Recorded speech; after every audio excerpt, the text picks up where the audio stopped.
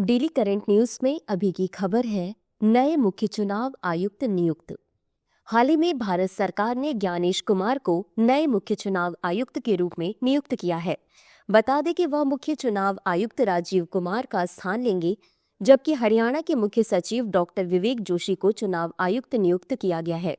अब जानते हैं ज्ञानेश कुमार के बारे में। इनका जन्म 27 जनवरी 1964 को उत्तर प्रदेश के आगरा में हुआ था। ये केरल कैडर के 1988 बैच के IAS अधिकारी हैं।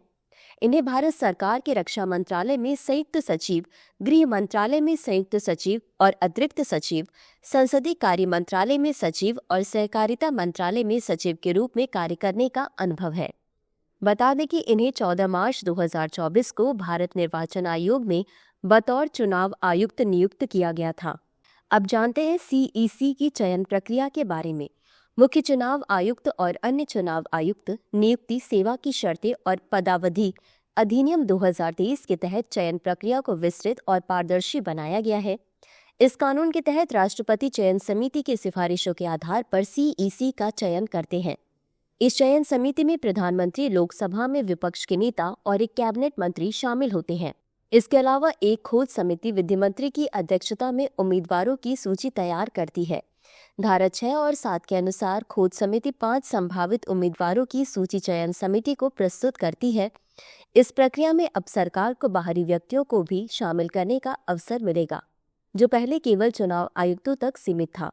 यह सूची वर्तमान और पूर्व सचिव स्तर के अधिकारियों पर आधारित होगी, लेकिन चयन समिति को पैनल से बाहर किसी अन्य योग्य व्यक्ति को चुनने की भी छूट है। तो चलिए अंत में देखते हैं आज के अभ्यास प्रश्न को। CEC की चयन प्रक्रिया के संदर्भ में निम्नलिखित कथनों पर विचार कीजिए। 1.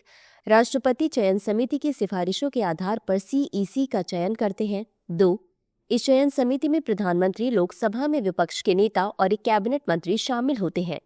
उपर्युक्त में से कौन सा या कौन से कथन सही है या सही है?